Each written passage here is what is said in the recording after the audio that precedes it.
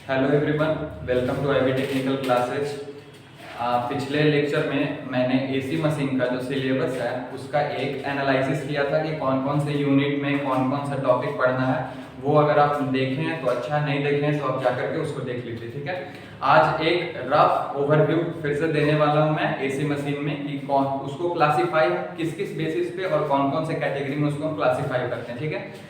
जैसा कि देखिए, आपका जो सिलेबस में पढ़ना है वो क्या है, induction, synchronous and special machine, ठीक है। ये आपका सब्जेक्ट का नाम है। इसी को ही हम एक रफली कर सकते हैं एसी मशीन, ठीक है। इंडक्शन, सिंक्रोनस और स्पेशल मशीन यही आपको पढ़ना है, ठीक है। तो देखिए, सबसे पहले इलेक्ट्रिकल मशीन जो है उसको हम सप्लाई के बेसिस पे दो कैटेगरी में हम उसको कैटेगराइज किए हैं, दो कैटेगरी में बांटे हैं। पहला क्या है, एसी मशीन, दूसरा क्या है, डीसी मशीन। पिछले सेमेस्टर में आप लोग जो है डीसी मशीन पढ़ चुके हैं, पूरी तरीके से आप लोग पढ़ चुके हैं। डीसी मोटर भी पढ़ चुके हैं और डीसी जनरेटर भी पढ़ चुके हैं, ठीक है। ये क्या होता है क्या नहीं होता है ये आप लोगों को पता है। लास्ट में जब ये पूरा सिलेबस मेरा कंप्लीट हो जाएगा तब उसके बाद हम डीसी मशीन और ट्रांसफार्मर का एक बार ओवरव्यू फिर से दे देंगे, रिवीजन करवा देंगे। लेकिन अभी जो आपका मेन जो सिलेबस है वो सिलेबस में आपको पढ़ना है इंडक्शन, सिंक्रोनस और स्पेशल मशीन, ठीक है। तो डीसी मशीन आप लोग पढ़ चुके हैं। अब देखिए, एक तो हो गया डीसी मशीन, दूसरा क्या है, दूसरा है एसी मशीन। एसी मशीन जो है उसको हम दो कैटेगरी में डिवाइड करते हैं, एक क्या, स्टेशनरी और एक रोटेटिंग। देखिए, नेम से आपको पता चल रहा है, स्टेशनरी मतलब क्या, फिक्स्ड। रोटेटिंग मतलब क्या, मतलब स्थिर नहीं है, वो घूम रहा है, ठीक है। तो स्टेशनरी में आ गया मेरा क्या, ट्रांसफार्मर आ गया। और ट्रांसफार्मर जो है वो आप पिछले सेमेस्टर में पढ़ चुके हैं, डीसी मशीन और ट्रांसफार्मर पढ़ चुके हैं ना। तो ट्रांसफार्मर में भी है कि अब सिंगल फेज ट्रांसफार्मर और थ्री फेज ट्रांसफार्मर, ठीक है। तो स्टेशनरी में वो हो गया। अब मेनली जो आपका जो मेन जो है वो रोटेटिंग है, ठीक है। आपका इस सिलेबस में से 85% कंटेंट जो है वो rotating machine, rotating AC machine cover करता है, ठीक है। तो रोटेटिंग एसी मशीन में क्या क्या आता है हम वो देखेंगे, ठीक है। रोटेटिंग एसी मशीन को पहले हम दो पार्ट में बांटे, एक इंडक्शन, दूसरा सिंक्रोनस। एक इंडक्शन, दूसरा सिंक्रोनस। पिछले लेक्चर में हम आपको बता चुके हैं सिंक्रोनस जो होता है वो क्या होता है, इंडक्शन जो होता है वो क्या होता है। इंडक्शन प्रिंसिपल पे जो मशीन वर्क किया वो हो गया इंडक्शन रोटेटिंग एसी मशीन, और सिंक्रोनस मतलब जो हो गया वो कांस्टेंट स्पीड पे रोटेट करेगा। इंडक्शन मोटर जो होता है वो क्या करता है कि वो सिंक्रोनस स्पीड से, उसका एक्चुअल स्पीड जो होता है वो सिंक्रोनस स्पीड से कम होता है। और सिंक्रोनस मोटर या सिंक्रोनस जनरेटर जो है उसका स्पीड क्या होता है, ns 120 f/p से वो रोटेट करता है, ठीक है। तो ये तो हो गया आपका, ठीक है। अभी तक आपको पूरा क्लियर है, AC machine, DC motor, DC generator. AC machine में भी स्टेशनरी में आ गया ट्रांसफार्मर, सिंगल फेज ट्रांसफार्मर और थ्री फेज ट्रांसफार्मर। रोटेटिंग में क्या आ गया, इंडक्शन आ गया, सिंक्रोनस आ गया। क्या होता है वो हम आपको बता दिए, ठीक है। इंडक्शन में देखिए, सिंगल फेज इंडक्शन मशीन और थ्री फेज इंडक्शन मशीन, ठीक है। तो वही बात है, अगर सिंगल फेज सप्लाई देंगे तो single phase induction machine, three phase supply देंगे तो थ्री फेज इंडक्शन मशीन। अब देखिए, सिंगल फेज इंडक्शन मशीन में हम लोग जनरली जो यूज करते हैं सिंगल फेज इंडक्शन मोटर का यूज करते हैं। सिंगल फेज इंडक्शन जनरेटर ना के बराबर, मतलब कि 0.05% में भी यूज करते हैं वो, बट नहीं करते हैं जनरली, ठीक है।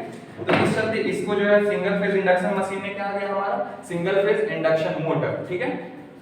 अब देखिए, थ्री फेज इंडक्शन मोटर जो है, थ्री फेज इंडक्शन मशीन जो है उसको दो पार्ट में डिवाइड किए, थ्री फेज इंडक्शन मोटर और थ्री फेज इंडक्शन जनरेटर। अब आप बात को समझिए, थ्री फेज इंडक्शन जनरेटर भी सेम चीज है कि वो ना के बराबर यूज होता है। बट विंड पावर प्लांट जो होता है ना, विंड पावर प्लांट में जो जनरेटर हम यूज करते हैं वो हम यूज कौन सा करते हैं, three phase induction generator use करते हैं, ठीक है। तो मतलब इसका जो एप्लीकेशन है वो बहुत ही कम है, ठीक है, उतना ज्यादा इसका एप्लीकेशन नहीं है। तो इस चलते इसको हम लोग को सिलेबस में नहीं पढ़ने के लिए दिया गया।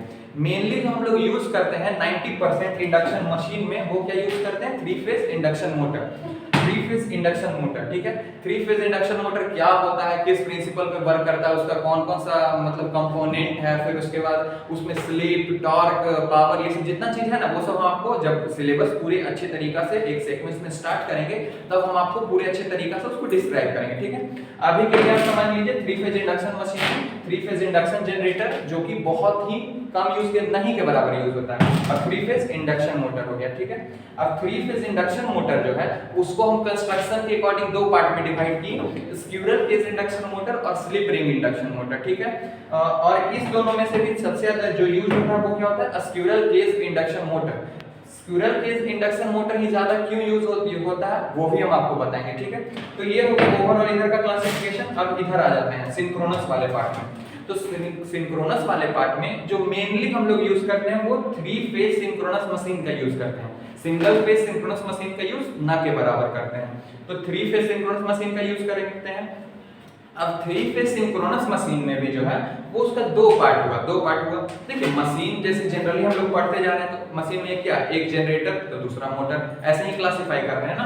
तो थ्री फेज सिंक्रोनस मशीन का जो दो पार्ट है, एक है थ्री फेज सिंक्रोनस मोटर और एक है थ्री फेज सिंक्रोनस जनरेटर। और थ्री फेज सिंक्रोनस जनरेटर को ही अल्टरनेटर बोलते हैं, ठीक है। तो थ्री फेज सिंक्रोनस मोटर जो है और ये जो सिंक्रोनस जनरेटर है आपको पहले बता चुके हैं, कांस्टेंट स्पीड पे वो रोटेट करता है, ठीक है। अब देखिए थ्री फेज सिंक्रोनस जनरेटर मतलब कि अल्टरनेटर, ये आप लोग इससे आप लोग फेमिलियर होंगे, पिछले सेमेस्टर में आप लोग पढ़े हैं पावर जनरेशन में अल्टरनेटर के बारे में। अल्टरनेटर इसको क्यों बोलते हैं, क्योंकि अल्टरनेटिंग जो इस वोल्टेज का वेवफॉर्म जो होता है वो अल्टरनेटिंग होता है। अल्टरनेटर क्या करता है, वोल्टेज जनरेट करता है जनरेटिंग में, ठीक है। कितना करता है आप लोग पढ़े हैं पिछले सेमेस्टर में, 11 केवी, जनरली 11 केवी ही करता है। तो उसका क्या होता है, उसका जो वेवफॉर्म होता है वो क्या होता है, अल्टरनेटिंग होता है। तो इसी चलते इसको क्या बोलते हैं, अल्टरनेटर बोलते हैं, ठीक है।